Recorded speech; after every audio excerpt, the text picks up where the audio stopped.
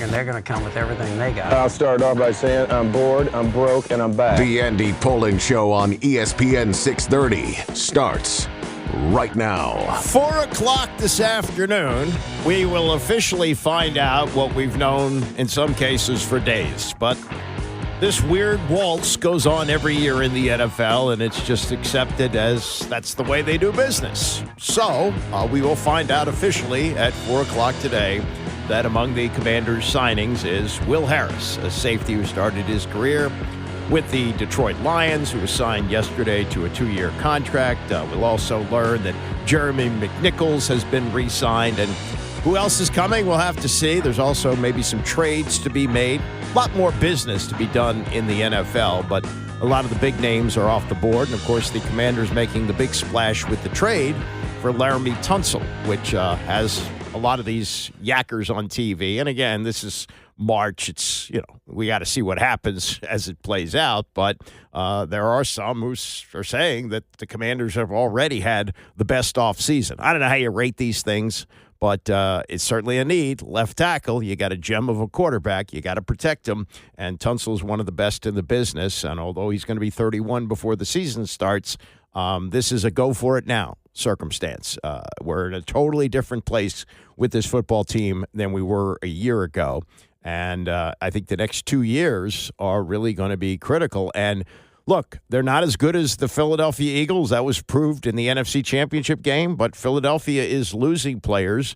Washington is gaining players. They're losing some. Jeremy Chin signing with the Raiders, not good for them. But, that's the cost of doing business in the NFL. You have to unload salaries. You have to make decisions on players who are making certain demands and whether you want to meet them or tell them to go look elsewhere.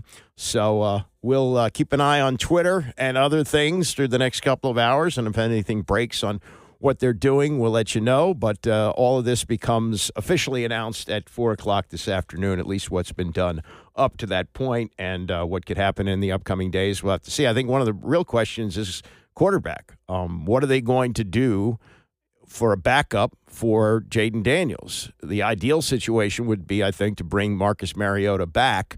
But I don't know why it hasn't happened yet, but it appears that the best spot for him is going to be Vegas. He lives there, and Chip Kelly, the offensive coordinator, was his coach at Oregon when he won the Heisman Trophy.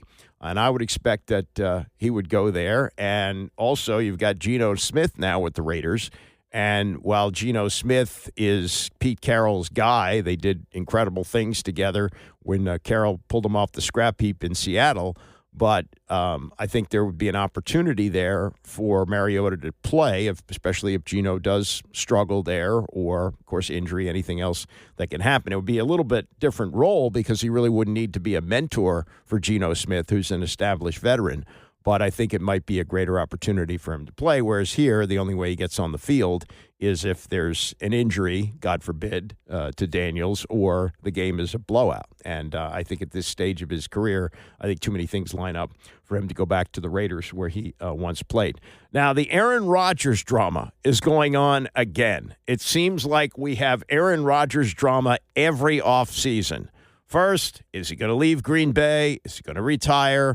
He's going to go to the Jets. They're going to make the deal. Okay, he's going to the Jets. Jets are going to win the Super Bowl. Is he going to wear Joe Namath's number? Well, come on. He's a Hall of Famer, too. No, made the right call. Wore number 8. Everything seemed hunky-dory.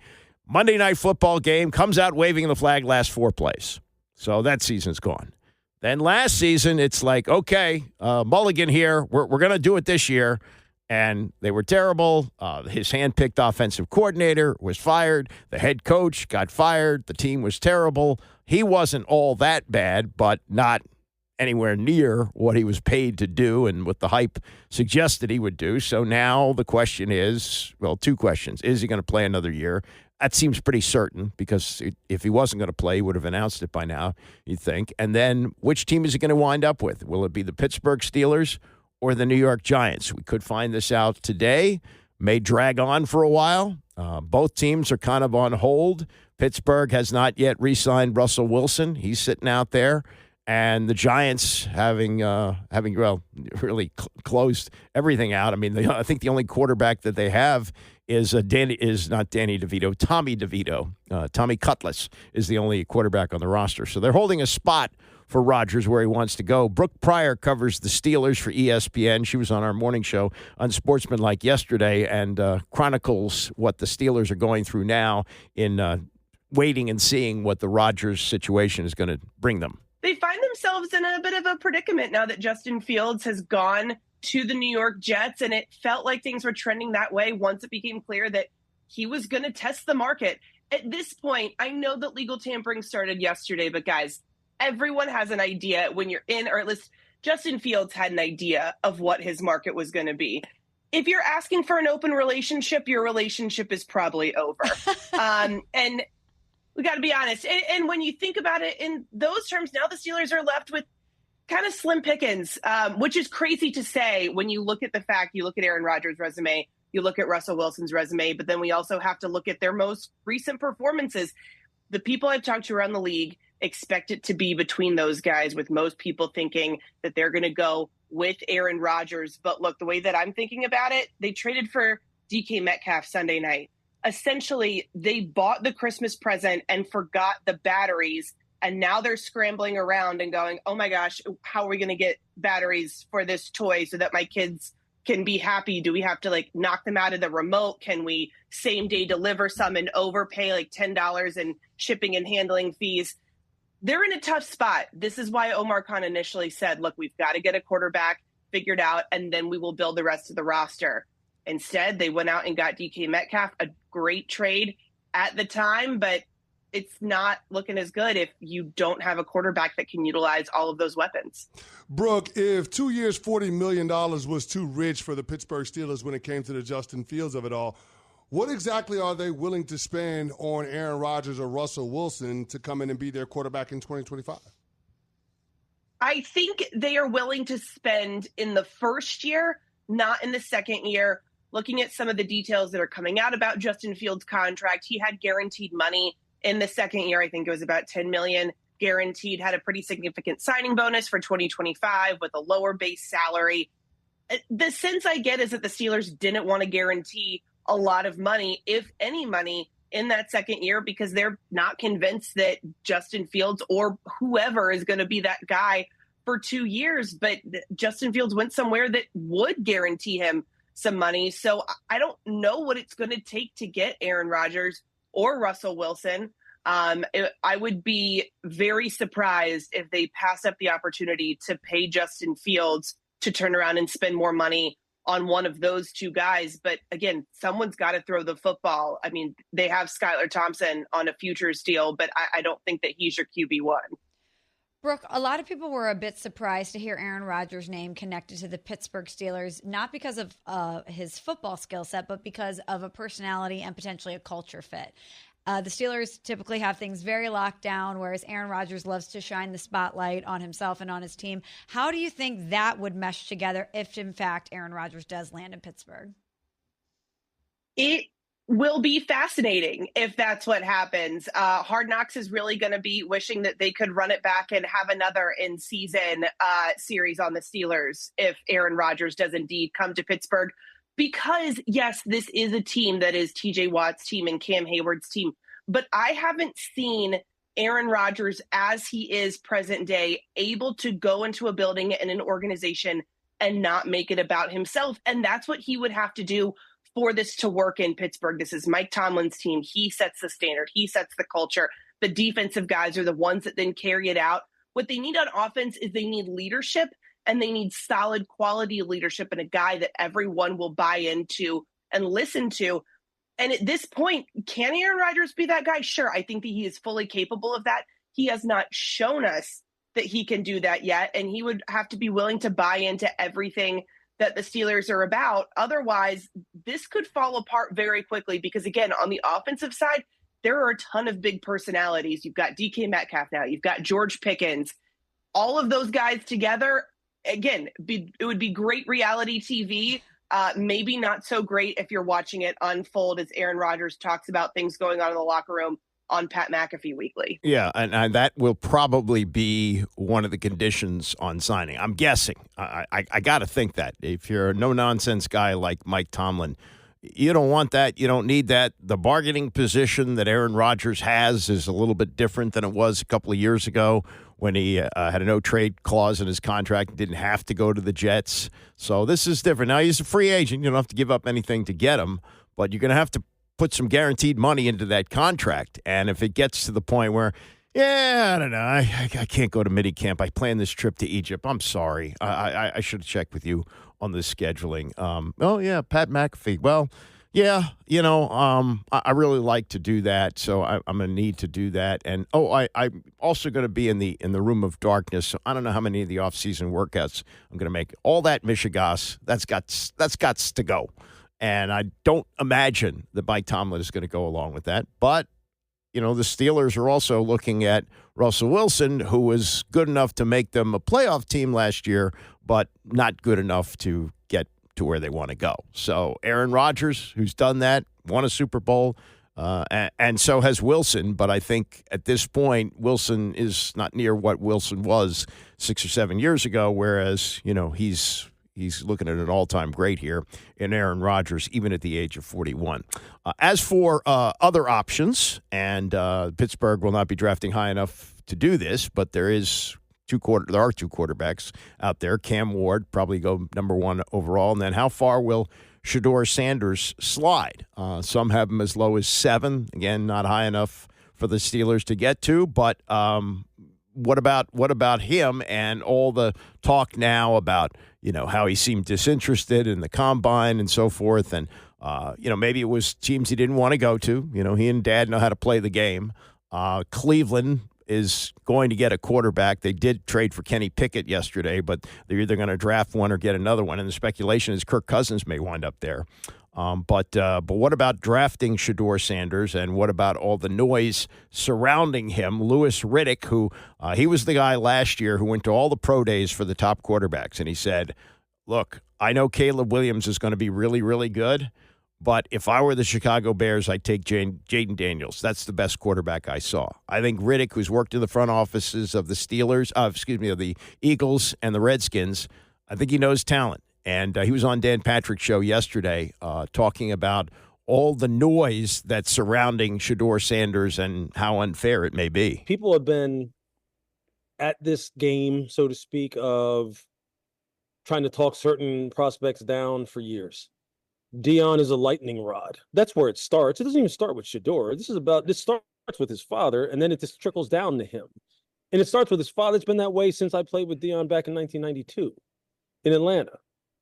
People don't like flashy guys like that who can back it up. They just don't. They don't like people who are strong, confident. It's funny. Like, we love it, but then with some people, we don't love it. With Dion, he's always been a polarizing player to the people who don't know him. If you know him personally, you would be like, I get it, and I love it. Give me more of it. With Shedeur, he has some of his father in him. There's no question. How could he not? No. He's the man. I mean, he's the man's son. And so a lot of it comes from who he is and what his last name is. Now, as far as him individually, why do they pick at him on the field? Does he have Cam Ward's arm? No. Do you need Cam Ward's arm? Do you need John Elway's arm? Do you need Josh Allen's arm in order to play high-level winning football in the NFL? No. But at this time of year, we always fall back to those baseline levels in terms of like evaluating quarterbacks and saying, well, if you don't have a rocket arm, you can't play. If you don't run 4-4 like Lamar and can create outside of structure and throw the ball and switch it to your left hand like Patrick Mahomes, you can't play. You're either a Hall of Famer or you suck. And that's what it always comes down to at this time of year with quarterbacks. There is no in between. And quite honestly, I think that discussion stems from the fact that I don't know if people really ever know what the hell they really think about quarterbacks, because it's such a dependent position and it's so hard to get your arms around it. Shedeur is very smart. He can process like hell. He's a good leader. He's got good feet in the pocket. He throws a great ball. He has a lot of anticipation, and he's tough as hell.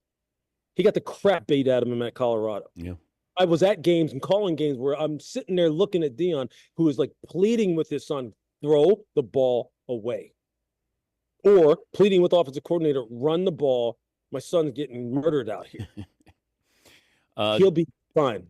He'll be just fine. Yeah, I think, and with Dad's influence, it will be helpful. But it, as Louis Riddick points out, it does create some noise around him, and whether it's fair or it's not fair, it kind of comes with the territory. When you're Deion's son, and Deion is always putting himself in the public eye, then you're going to be in the public eye for reasons that may not necessarily involve you. That's just a fact of life. And as we like to say in our business here, let's see how it all plays out. Shedeur Sanders is going to be really, really good, not good enough, or just pretty good. We don't know. We don't know at this point, and we won't know until he gets on the field. Look, I was here in 1994 when Heath Schuler was drafted number 3 overall, and the feeling was, wow, okay, they got their next quarterback. Mark Rippon was gone, and they've got the runner-up for the Heisman Trophy, terrific player at Tennessee. Everything's going to be good for the next decade. It wasn't.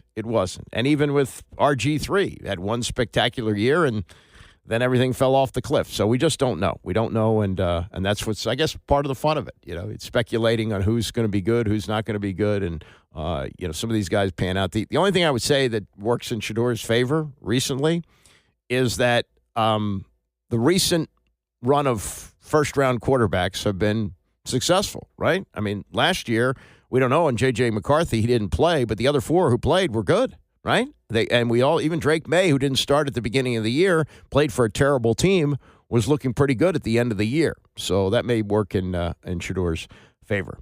Let me hit the Caps here real quick. You probably know by now that they won last night in Anaheim 7-4. Alex Ovechkin had a chance to get himself to within 8, number 8, breaking the number 99 record, Wayne Gretzky's record. He could have gotten within 8 last night. There was an empty net, but he passed it up to give the assist to Alexei Protas, who got his first career hat trick, empty netter to finish off the 7-4 win in Anaheim. And now he still remains 9 goals away. They play tomorrow night in Los Angeles, and then they play in San Jose. And then comes a bunch of home games as we get closer to the end of the season. And there is now obviously a big market for tickets that could be for the record-breaking game.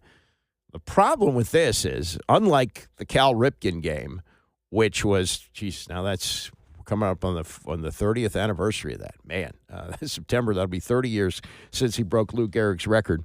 We knew when it was going to happen. We knew the game. So, I guess, maybe rainouts could have played a factor in that, but we pretty much could target the game when it was going to happen. And in this case, you may spend $1,000 for a ticket, $1,000 or more, and, just the way the game plays out, he doesn't do it. And I would think if a game like that was played at home and Ovechkin was sitting on the record and Protas was sitting on his first career hat trick, nobody would blame Ovechkin if he took the shot to score the goal. I wonder, too, and people are ridiculous in their criticisms. He's got the most empty net goals in NHL history with 65. Would it be held against him if he had an empty net goal? I would say no, but maybe the purists say, oh, no, we can't have it in an empty netter. So, does he pass that up for the opportunity to do it when it so-called counts in a game? But right now, these tickets on the speculative market as to when he might break the record, it's in the $450 to $500 range. It could go up according to, and this is his last name. I wonder if he's related. Kyle Zorn, same spelling. He's a content provider at TickPick. This is a story from the Washington Times today that, what they're expecting these tickets are going to go for. And Zorn says, I could see the cheapest ticket being $800 to $1,000 if it's at home. Now, the prices are going to rise as he sits on the record. And we're going to probably going to be separate games. The likelihood of it is they will be separate games, but, maybe it's possible he ties it in the same game that he breaks it in. Who knows? But he says the cheapest ticket could be $800 to $1,000 if it's at home. There are not many records like goals that a fan has the opportunity to see, especially a record like this that's very difficult to break. March 22nd, which would probably be on the early side for breaking this. You'd probably have to have a hat trick in the next couple of games. But March 22nd matchup against Florida has already become 167% higher since February 22nd. So I don't think at the beginning of the season people were thinking that he would get this close this soon. And then these games that it seems he's on pace for, anything could change. But there's a March 30th game with Buffalo, and then they play the Blackhawks on April the 4th. And that could be the game where he does it. Now, there's another element of this for those of us who likely won't be at this game. There are 4 games left on the national broadcast schedule for the Capitals for their 4 of their 18 remaining regular season games. And I didn't quite understand this when this was announced yesterday. I thought that the Capitals were just going to do their regular monumental broadcast, the one that's now being done by Joe Beninati and Alan May, who's filling in for Craig Laughlin, and you hope Laughlin's going to be back for the record breaker. I think that'd be great. But the way they're going to do this is they're going to record the game as if it's live and as if it's broadcast on Monumental. It just won't be shown on Monumental live.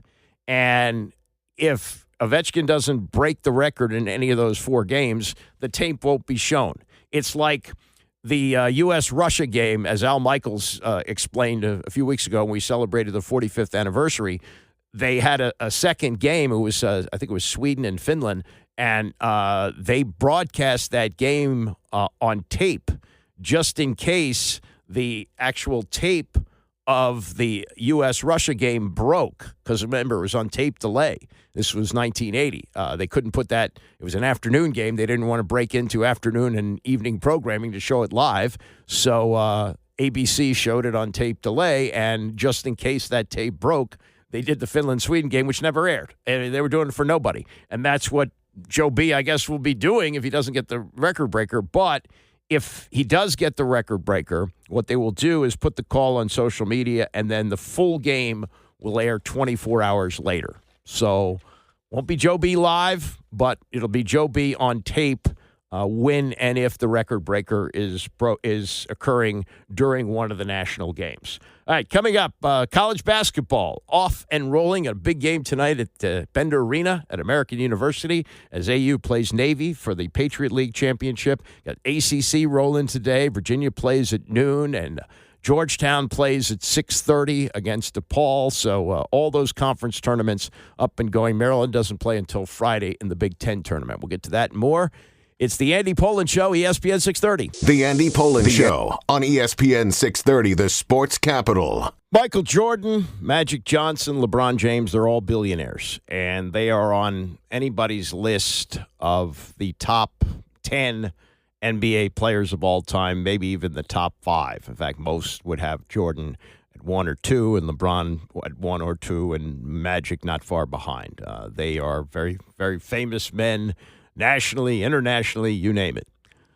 We lost an NBA player yesterday who was also a billionaire. And you might have not heard his name, especially if you're younger. He last played in the NBA in the mid-'80s. But Junior Bridgman passed away. And we'll get to his story coming up. But how he became a billionaire is absolutely remarkable. And as he says, it's an American story. It's an American success story, and it was done through hard work. Sure, his name helped him a little bit, but not as much as it has Magic Johnson, Michael Jordan, and LeBron James. And I don't think Junior Bridgman ever had any endorsements. I think all of his money was earned through business, through hard work and smart decisions. And it's just an amazing, amazing story. And sadly, he passed away yesterday at the age of 71. We'll get to that and more as we continue. But we got college basketball rolling, and looking forward to watching the AU Navy game tonight at Bender Arena. My son had encouraged me to go. I spent 3 semesters at American University, and on some lists they put me down as a distinguished alum. I actually graduated from Trinity University in San Antonio, Texas, but I really got my start in this business at AU. What I learned at the campus station and through my courses there was incredibly helpful in launching whatever I've been able to accomplish in my career. So I have a strong affinity for that school. My daughter graduated law school there. It's a great school, great place to be, great part of the city to be in. And unfortunately, I don't think they had a metro stop there when I was there. So I didn't go downtown as much as I should have, but enjoyed my time on the campus. So looking forward to watching that tonight. That's on the CBS Sports Network. We got the SEC underway. We got the ACC underway. The SEC tournament top seed is going to be Auburn. And until this past week, where they lost games to Tennessee and got beaten at the buzzer by Alabama, they were number one. But they will be the number one seed in the SEC tournament. Bruce Pearl is the coach. I like what I see of him personally. I disagree with his politics, but it is what it is. And he is a very good interview. And he was on the Dan Patrick Show yesterday talking about the emotions that come pouring out of him in big losses and big wins. Let's see. I probably cried after we beat Kentucky at Rupp and won the championship, I would say probably. I'm pretty passionate. You talk about family, talk about the Lord, talk about the blood, sweat, and tears that go into all the things that it takes to win a championship. In other words, just like putting up with me and my expectations, my accountability, my temper. I'm grateful and blessed. And did not cry after we lost to Texas A&M and Alabama, because we've lost 4 games. We've lost to Duke and John Shire at Duke. We lost to Todd Golden at Florida. And those had been the only 2 losses we had for a long time. And so for a while, I could say like the only coaches in the country that I'm willing to lose to are Jewish coaches. John Shire and Todd Golden. Like, if you're not Jewish, I'm not losing to you. We Jews don't like to lose very often, in case you haven't noticed with Am Yisrael Chai. And but then Buzz Williams came in and he ranked 14th in the country, and then of course we lost to Nate Oates, and I don't think either one of those guys go to Temple. No, I don't think that. I don't think Nate Oates is there for the high holiday services. This is part 2 of the conversation, and if you've looking at basketball now, it has become more like the international game than ever before. Oh yeah, we still have American superstars for sure, but in many cases, the star players in the NBA are international players. Look, what created more sensation than the Luka Doncic trade recently? And the college game is morphing in that direction. Now, Bruce Pearl's got an older roster. He's got his average age of his starters is 23 years old. And so when they were talking yesterday, they were talking about the obvious change in college basketball and what has happened with the NIL and the transfer portal and all of that, but also in the way that the game has become more similar to the international game, to the point where Adam Silver, the commissioner of the NBA, is talking about playing 10-minute quarters, just like they do in the international game. College basketball, the men's game is the only one that doesn't do that. The women play 10-minute quarters, and just other things that resemble the international game. And where is this going to go from here? This was Pearl on that with Dan Patrick. I think the game is in great shape, Dan, in the sense that worldwide, it's really, really popular. And you're right. Some of these international players, European players, are playing the game better than our guys have. One of the factors has been just the skill level that they are brought up through a training program that isn't like high school, AAU, college, so on and so forth. At the same time, interest in our game and the college game has never been better. Like the numbers that we're pulling for the best, this is a tremendous regular season in college basketball, just the SEC. How many ranked teams against ranked teams? And then how many of those games delivered? Like the last 2 Saturdays in the SEC, Alabama, Tennessee, overtime, Auburn, Alabama, overtime. And the ratings are really good. I don't know. I read a little bit about what's going on with the NBA and but I couldn't tell you why some of those numbers are down, but our numbers have never been stronger.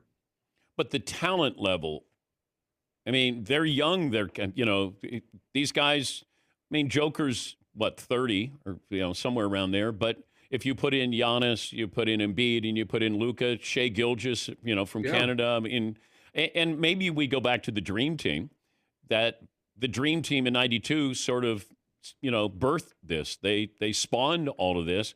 I'm just curious, does U.S. basketball try to model itself after, instead of this AAU, and we've seen that basketball, it can be pretty ugly. Talented, but ugly. Feels like, what Europe is doing in other countries is they get you into a system, learn how to handle the ball, learn, the fundamental, be a big guy, handle the ball on the perimeter. Like all of these things, feels like the U.S. is missing out on that opportunity. Well, I think there are people that are in the professional basketball and world basketball that are studying this very factor right now. They're absolutely looking at it. The best explanation I can have for it is the age that they have these European kids starting to train, the specialization into, the one particular sport.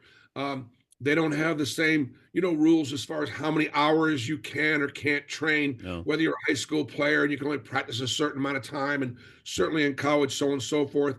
I think the other thing too, the skill level right now is what is dominating our sport, in the sense that the men are so big and they're so strong and they're so athletic that now we're putting 5 guys out there on the perimeter at the 3-point line and spreading the floor just so that we have some space to be able to drive down the lane and make plays, because hardly ever anybody is putting a post player on the inside because there's just no room for him. So in some ways, the size and the athleticism of the American player that may have been a dominating force in basketball is now no longer as an important a cog as the ability to spread the floor and have the skills to be able to shoot and handle, which is more akin to the European player. Okay, but what would you do with Shaq if he was your center? Oh, I'd find a way. I have Janai Broom right now, and we're going to find ways to get him inside and run our offense accordingly. So, no. You give me Shaq, his big ass is going to be on the block, and good luck. The only way you're going to stop him is to hack-a-Shaq him. Yeah, I mean, people forget when Shaq was at LSU, he wasn't the size he was, at the end of his career when he was bumping around between Miami and Boston. He even played in Cleveland a little bit. He was more athletic, more lithe, could move around, and he was going to stay for 4 years at LSU. I mean, maybe that wasn't realistic, but Dale Brown, his coach, said, "You got to go. They're just hacking you up. They're not calling anything because you're so big." And he got to the NBA, and they've done a 30 for 30 on this. That should have been a title team when he got to Orlando. The deal that they made, where they got Penny Hardaway. Remember that Chris Webber went number 1, and they traded him to Golden State for Penny Hardaway, and you had your star point guard and you had your star center, and the pieces around it should have done it. So, just because Shaq is 7 feet tall doesn't mean he couldn't play in today's game. He might have to spend some more time working on his free throws, but I think you still want him down low on the block. But the game has become much more of a three-point shooting game. I've been meaning to get to this series that Dave Sheinin wrote in the Post over the last few days about how analytics have changed the game, how they may have helped the NFL. Everything seems to help the NFL. They may have helped hockey, but baseball and basketball have both in many ways been hurt by it. It's the analytics versus aesthetics argument, and he did a really good job. Very thorough reporting on this, and I want to get to the highlights of that. I don't know whether I'll do it today, but I'll try to do that before the end of the week. But the game that Bruce Pearl coaches now is a lot different than the one he started coaching, when his career began 25, 30 years ago. Just amazing how the game has changed. We have known for quite some time about the financial success of Magic Johnson, who parlayed his great fame and his personality and his work ethic and all of those things post-basketball to become an incredibly successful businessman. Not just his part ownership in the Commanders, but the movie theater chains and the Starbucks. He's owned business after business. He's invested in a lot of different teams. And he has lived his life as big post-basketball as he did when he was one of the great stars of the game, leading the Lakers to 5 championships and a national championship at Michigan State. I mean, he has been in the public eye for almost 50 years, including when he was a well-known high school basketball player, and everything he touches turns to success. He has indeed the magic touch.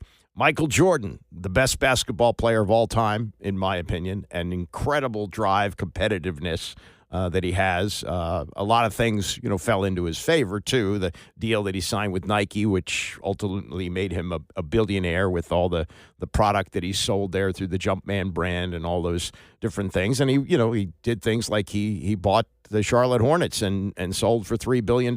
He may be even richer than Magic. And then LeBron, in the way that his career has been handled as an active athlete, as a billionaire, which is incredibly mind-blowing. But there was another player connected to the NBA, a really good player, had a nice 12-year career, excellent 12-year career, maybe not Hall of Fame career, but was an outstanding player for a long time, Junior Bridgman, who played 10 years with the Milwaukee Bucks and 2 years with the Los Angeles Clippers, and then got into a post-basketball career, which if you look at the numbers, it's not to take anything away from what Magic Johnson did, what Michael Jordan did, and what LeBron James has done. But Junior Bridgman's top salary was $350,000 a year. He made, over the course of his career, less than $3 million. As a player of his ability today might make $15 to $20 million a year. His entire 12-year career, he made less than $3 million. Good money, making good money at the time. $350,000 in the 80s, nothing to sneeze at. And he was a terrific college player, was on a Final Four team at Louisville, was drafted number 8 overall by the Lakers in the 75 draft, and he was part of the deal that brought Kareem Abdul-Jabbar to Los Angeles right after that draft. And after he finished playing, he thought about how he came up in the world. His family was so poor growing up in East Chicago, Indiana, that when he wanted to join the Boy Scouts, they said, no, the $1.25 membership fee is more than we can afford. In high school, he worked odd jobs in the summer, was making $20 to $40 a week. While he was at school, he worked summers at a farm equipment manufacturer, a steel cutting company, and worked midnight to 7 at the Ford truck plant. This is a guy who was driven not just to be a great basketball player, but to succeed in life. He understood the value of hard work. And so after his playing career, he used some of the money that he had earned playing. I'm sure he saved his money. And for a kid who grew up with a family who told him $1.25 was too expensive to join the Boy Scouts, he understood the value of the dollar. And from that, he got himself into business and started to get Wendy's franchises. And as he explained a couple of years ago in a podcast, Junior Bridgman, who passed away yesterday at the age of 71, he was only 71, had a heart attack, and had recently been in the news because he had become a minority owner of the Bucks. He had become so successful as a billionaire, he wanted to invest in the NBA and invest in the team where he played most of his career. But he explained here how he was able to get his businesses off the ground and how he was able to make them as successful as he became. We started off like most companies at that time. If you're black and you're going to get involved, they're going to put you in the black area town. And so it was no different. We started in Milwaukee because I spent all those years there with 5 stores in the inner city of Milwaukee. And they were not very good restaurants, but I figured if we worked at it, you could turn things around. And I'll tell you, the average volume of those 5 restaurants was only $600,000 a year. And you're not making any money at that volume. Today, those restaurants, and my son runs them, so we still have a lot of them, but they do over $2 million in sales. And how do you do that? By getting involved with the people and letting the people know that you care about them. Now, how do you do that? Back at that time in Milwaukee, if you got stopped for any traffic violation, they took you to jail. It was a crazy law that I'm glad they've changed, but where was all of our people at? They were in jail. So we were bailing people out every day, and I could take you through other things that we did to help show people that we cared about them. And once they realized that we cared about them, then they cared about the business, and they cared about us, and we grew. And as we grew and added more stores, we were able to promote people from a general manager to a district manager to an area operations person. And after a while, we had a whole lot of people making over $100,000 a year.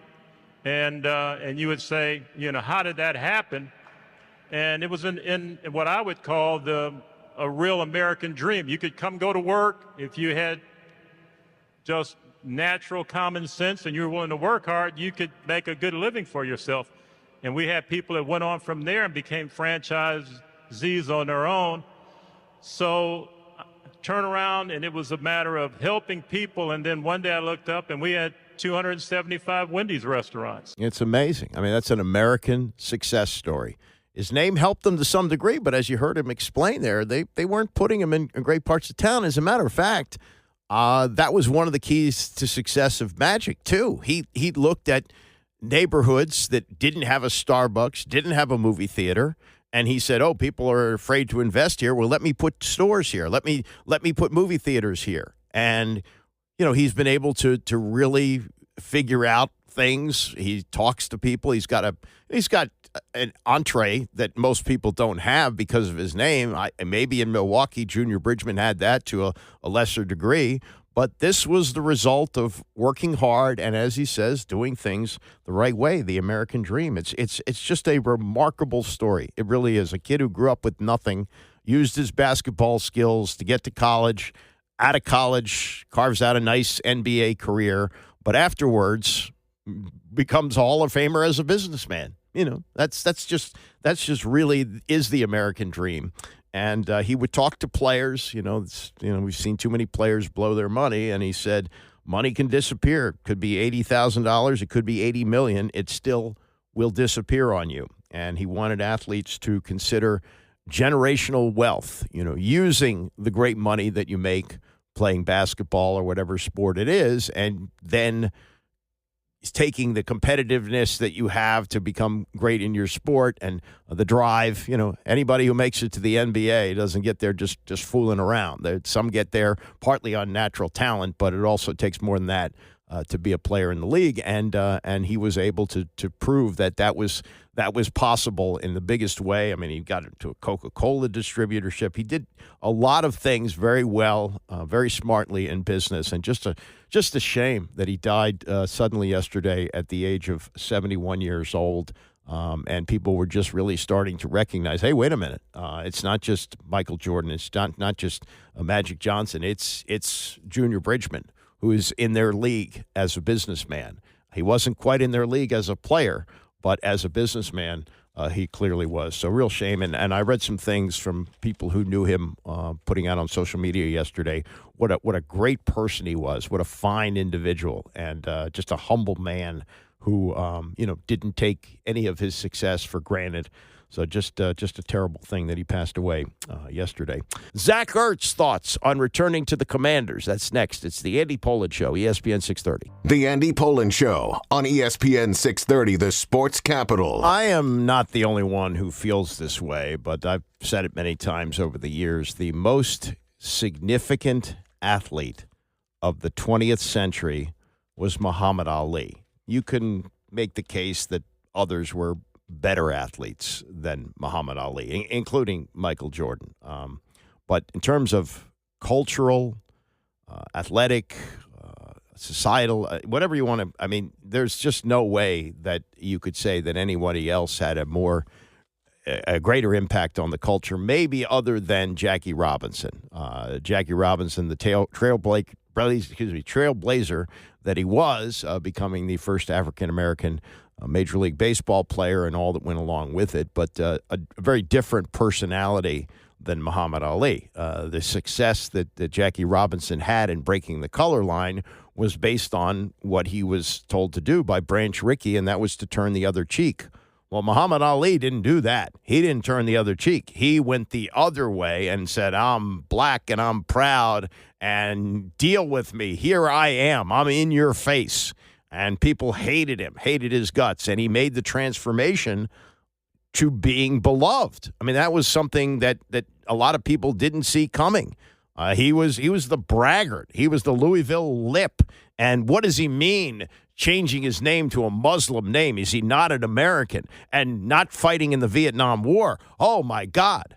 And then at the end of his career, he became somewhat godlike, especially in his post-fighting career, and was a great humanitarian in many ways. He could be cruel. Sure he was. You know, he called Joe Frazier a gorilla. He did things that would be very much frowned upon, especially today, but he did it to sell fights, and you can argue whether that was the right thing or the wrong thing. He was a flawed man, but he was a great man.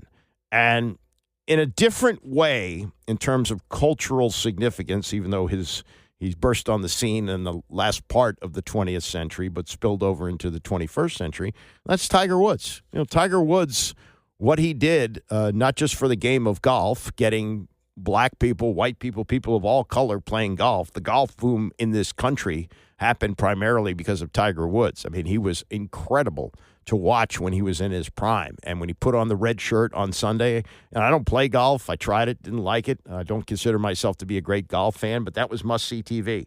And the shots that he made, including the incredible shot on 15 in the Masters, whatever year that was, those are things that stay with us forever. But in the way that we look at Muhammad Ali, in that it's a what-if story because he missed 3 of the biggest prime years of his career when he refused induction into the military. And he was in his absolute prime then. By the time he came back and fought Joe Frazier in 1971, he was not the fighter he was in the late 60s when he was missing those years. I think it was 1967 to 1970 that he missed. If you put those years together and have him have some big-time heavyweight fights, championship fights, he might have gone down, and maybe still is, but I think it would be undisputed that he was the greatest fighter of all time. Certainly, he was a great tactician. He was a boxer, whereas Joe Frazier was a puncher. Mike Tyson was a puncher. But Muhammad Ali, he had the sweet science down on top of everything else. And when you look at Tiger Woods in his career, he's now 49 years old. There was a time early on where, oh, yeah, he's going to blow by Jack Nicklaus. 18 majors? Sure, why not? And then he got stuck on 14 for a decade, won the Masters, got to 15, but then had more injuries with another horrific car accident where he nearly lost his leg.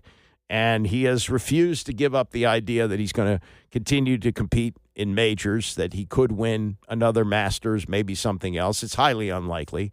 He competes in these events, and he has made the cut in the last 2 Masters he's competed in, but he just, his legs wear out as he gets to the later rounds, and by the time he's in round 4, he really is just a shell of himself.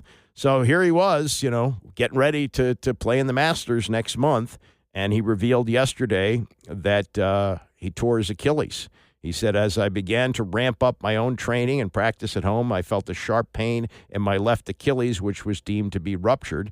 He says he's had it repaired, and, we saw Aaron Rodgers sort of come back from it, talk about playing in the same season. Bernard Longer, who's actually older, returned in 3 months after undergoing surgery last year, but the likelihood is, a high likelihood is that Tiger Woods isn't going to play in the Masters, and that may be it. He'll be eligible for the senior tour if he wants to play on that next year, but you probably have to close the books on Tiger Woods winning another major. I'd love to be proven wrong, love to see him play, but when you look back on the career of Muhammad Ali and you'll look back on the career of Tiger Woods in different ways, you'll think about how much significance they had in the culture, but also the what if. The what if Muhammad Ali was not essentially banned from boxing for the 3 prime years of his career in the late 60s? What if Tiger Woods doesn't have all these injuries? What if he doesn't, in many ways, self-destruct with the things that went on between he and his wife, and the car crash that he had the night when she caught him what was on his phone and the various issues that he had and all the personal problems that he had to deal with. Some of it may have led to this meetings with Dr. Galea. Who knows what went on, and we see his body break down. But I thought in watching Tiger Woods in the late part of the 20th century and the early part of the 21st century, wow, that's going to really be something when he gets to 19 majors. He's not going to get there. And the reason he's not going to get there isn't because his golf game declined. It's just that physically, in other sports, you think about that. Oh, yeah, he could have been a great NFL running back, but a knee injury curtailed his career. Same thing maybe in the NBA and, maybe even in baseball, injuries happen. Hockey, too, concussions. But in golf, you don't really think of injuries being a factor in a career not living up to what the hope for it was.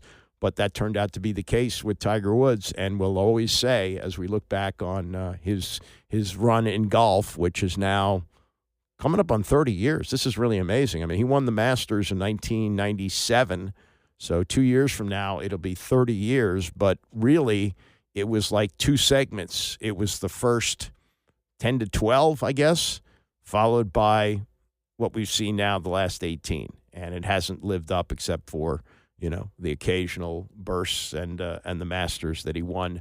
What was that, 2019? I think it was 2019 when he won the Masters. Amazing. All right, this was yesterday in Ashburn. Zach Ertz, who we learned over the weekend had re-signed with the Commanders, about $9 million. He was asked, when did he kind of know that he was going to come back here? The game ended maybe at 6 o'clock in Philly, the last game. So 6:01 maybe was when I knew I wanted to be back. To me, it was just a situation where it really was a no-brainer. There was no situation where I wanted to go somewhere else. I was very clear with my agent. I was very clear with AP and DQ after the season. So they waited longer than I would have liked, not vice versa. And so for me, it was just I loved being here. I love playing with Jaden. I love playing for DQ and Cliff and Coach Rai. And I love the guys that are here. And so for me, it was never a question of where I would be going into this year in 2025. It was just when it was going to be official. It probably didn't help his agent that he told his coach, yeah, I definitely want to be back here. Play a little coy, but he did get a nice deal, $9 million. And realize this, where we were a year ago with Zach Ertz. When I heard that they signed him, I went, okay. He'd been cut by Arizona, dealt with a knee injury. There didn't seem to be a lot of demand for him. 34 years old. What does he have left? And turned out that he had a lot left. He was second leading receiver on the team, and this chemistry that he developed with this rookie quarterback, Jaden Daniels, he was asked, well, did that even surprise you how quickly it came together? I don't think surprise is the right word. I think just how we were able to grow throughout the season was something that I really enjoyed. You see our film, just speaking between the two of us, like you said, between Jaden and I, during the offseason, I think there was kind of an instant chemistry that people realized between us. But there's a difference between the offseason and going into the games. And I think as you saw the season progress last year, just our comfort level with each other, how we were both seeing the game, how much he was trusting me in the big moments, and the timing that we were able to establish later in the year was really just some of the best that I've been around. His anticipation on throws, his trust in me in some of the throws, especially down in the red zone, I think really just took it up a level in the second half of the season and into the playoffs. And so I feel like that's just something that we got to continue to build on, something that I feel like we're both excited to build on.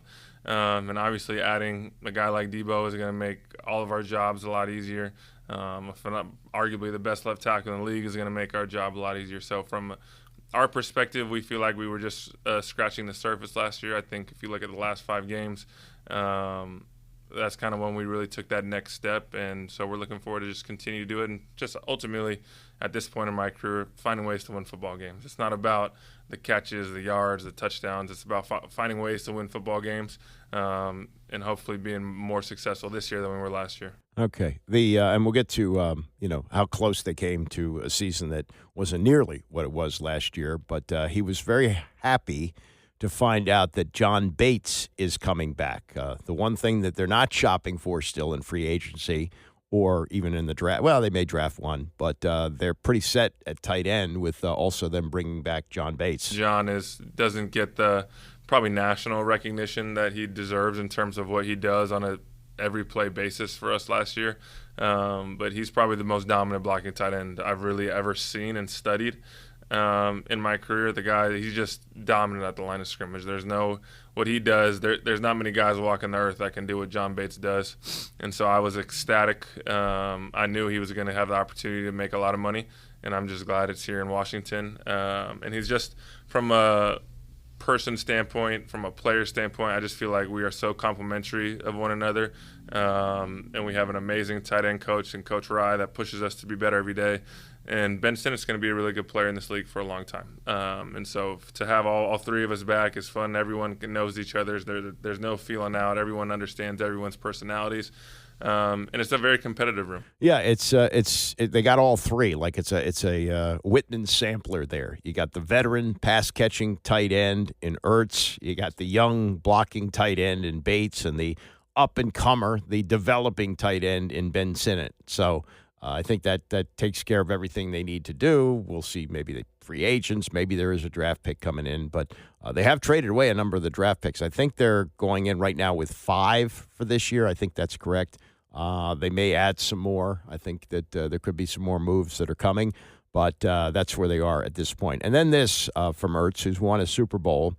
The warning about where they got to last year, the 12 wins, but how close they were to not necessarily winning all 12 of those games. We had about, 5 games in a row, 6 games in a row that came down to the last play. And so if a couple of those games didn't go our way, we're looking at a very different season. We're a 5th seed or a 6th seed versus or a 7th seed.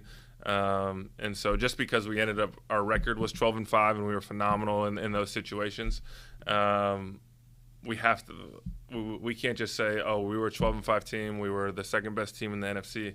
We have to get better, and that's just the bottom line. We can't say we're 12-5 and be complacent in the way we approach the process. We have to get better as a football team, and I know that everyone has that mentality. We came up short. There's only one team that was happy last year, and so I know we got a bunch of guys that are hungry and ready to get back to work. I will reach a point at some time where I stop referencing the Snyder years, but that's one of the things that this organization suffered from for a long time under his ownership, that when they would have a good season, and they never made an NFC championship game in the Snyder years, but the couple of years that they won a playoff game, and there's only 2 of them, God, that he would think, oh, we're close. Let me just add a couple of big-name guys, spend a lot of money, and we'll be at the next level the next year. And this is a much smarter organization with wiser people like Zach Ertz who say, hold on, we had some luck involved. We were pretty good enough to make the NFC championship game, but we really weren't that close to the Philadelphia Eagles. They were a better team, and that's a team we got to get by. We got to take the next step to the Super Bowl, and let's not spend a lot of time patting ourselves on the back for the season we had, even though people around town are doing that. We got to get better and realize that, yes, we did win 12, but look how close we were to winning 6 or 7. Things don't go the way they go last year. Things could be a lot different. A lot of it has to do with the trigger man. I mean, if you have a quarterback who has this confidence and belief and can make the plays at the end of the game, like hitting Zach Ertz in overtime at the Atlanta game to win that on the last play, that helps. But, ball bounce is funny. It's not a round ball. It takes crazy bounces, and things can change. And all the luck that you had this year might change in the other direction for next year. Plus, injuries. They remain relatively healthy. You can't always count on that. And that's why you have to have depth. That's why you have to be continuing to improve.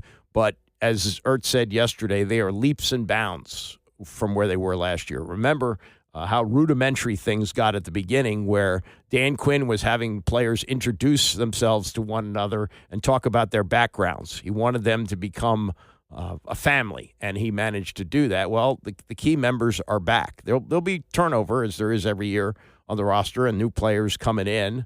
But the foundation that he built with guys like Zach Ertz and Bobby Wagner is there, And that doesn't have to be built from the ground up the way it was last year.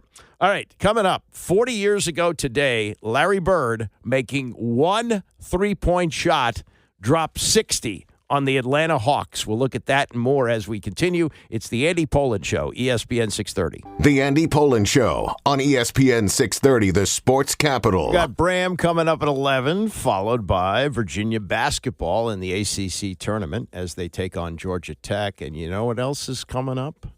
Lunch from Celebrity Deli. Love Wednesdays around here. Celebrity Deli. It's the real thing. Trust me. I'm the one that knows how to pronounce rugelach correctly. Rugelach. I know a good latke when I taste one. My sister makes wonderful latkes. In that ballpark is Celebrity Deli. Pastrami. They brought great pastrami last week. That's the sign of a great deli. How good is the pastrami? The pastrami is great there. They got fresh food. It's all fresh ingredients. No frozen stuff. It's all the real McCoy Deli. I wonder if you can say that, McCoy Deli. Well, anyway, it's authentic. It's authentic Jewish-style food, and they do catering. So, you got an event coming up. The platters, they'll blow you away. It's Celebrity Deli. They spell deli with a Y, so it's D-E-L-L-Y. They're in Falls Church, right on 50. It's not some place that just sprung up. It's been around for over 50 years. Okay, restaurants, any kind of restaurant, whether it's a deli or not, they don't last 50 years unless they're really, really good. And Celebrity Deli is really, really good. So whether you're going there for lunch, going there for dinner, for breakfast, they serve breakfast all day, or if you want to order platters for a big event like a bris, check them out. You can check them out online at celebritydeli.com, and you can see pictures and menus and all the things that you might want to order. That's Celebrity Deli, Deli, D-E-L-L-Y, celebritydeli.com. And trust me, I eat the food every Wednesday here. I love it. It's fantastic. All right, let's get to this. It was 40 years ago today that I would say the Boston Celtics dynasty team. This was, I don't think we will ever have an era any better than what we had in the NBA in the 80s, when you had Magic Johnson and the Lakers winning 5 championships and the Celtics winning 3 championships. And although, we think of them meeting every year, they only really met, how many times they meet? No, they I guess they did meet 5 times with each of them winning championships against other teams. But in 1985, they had a tremendous team that went on to win the NBA championship. They finally, they lost. That was the team that lost to the Lakers in 85. So the Lakers finally broke through in 1985, but the Celtics were in the finals. And early in March, I think March the 3rd, Kevin McHale set a record for most points by a Celtics player when he scored 56 points in a game. Well, Larry Bird was competitive, certainly against other teams, but competitive against his teammates. So he goes, 56. Let me see what I can do about that. And on March 12th, 1985, the Celtics are playing in Atlanta, and Larry Bird, in a 10-point win, went off for 60. He was 22 of 36 from the field, 15 of 16 from the free throw line. And most importantly, when you look at the way the game is played today versus the way it was 40 years ago, Larry Bird, who was one of the best shooters in the game at the time, if not the best, and won the three-point shootout one year, walking into the locker room saying who's going to finish second, and didn't even take off his warm-up jacket and won the three-point shootout, hitting the last shot after he had turned his back, knowing he was going to go in. That was Larry Bird. So this is a game. He looked at the Hawks and goes, yeah, it looks like a game I can do this. So his goal was to get to 58 or 50. All he needed was 57 to get past McHale. But he went for 60 and finally got it in the last few seconds. With 3 seconds, Bird will try another jumper and hit it at the buzzer. Bird has 60 points. Larry Bird scored 60 points. Look at the Boston players mob him. Larry Bird scored 60. It is the greatest shooting exhibition I've ever seen in my life. Larry Bird, one more impossible shot after the other. And it happened here in New Orleans at the Hawks' home away from home before a sellout crowd at Lakefront Arena. Boston has won the game, and the winning of the game seems almost incidental. Really, that's true. It is. It really is. The winning of the game is very, very incidental. Because Larry Bird just put on an exhibition that, I mean, surpasses anything that I've ever seen. It's just unbelievable. Because Bird, unlike many great players who are scorers, doesn't shoot every time. He passes the ball. Here's a guy who's one of the greatest playmakers in the history of basketball. Aren't you glad you tuned in? What a phenomenal game. Boston wins it by 10. The final score, Boston 125 and Atlanta 115. And if you haven't picked up on that, that was the losing announcer. That was John Sterling, who was doing the Hawks in those days 40 years ago. And he's as excited as he was and should be. It was just a phenomenal performance. And to Sterling's point, with Larry Bird scoring 60, they had 5 other players in double figures, including Scott Wedman, who had 12 points off the bench. So while Bird did a lot of the scoring, 60 points, he was letting others take some shots and score. And he also had 3 assists to go along with the 60 points and 7 rebounds. Just absolutely phenomenal. And it was 40 years ago today. And we look at great scoring performances. Steph Curry has had 60, at least one that I know of, a 60-point game.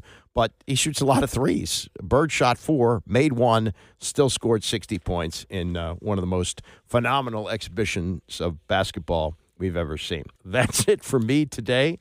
Bram is coming up next. Virginia basketball at noon. I will see you back here tomorrow morning at 9 a.m.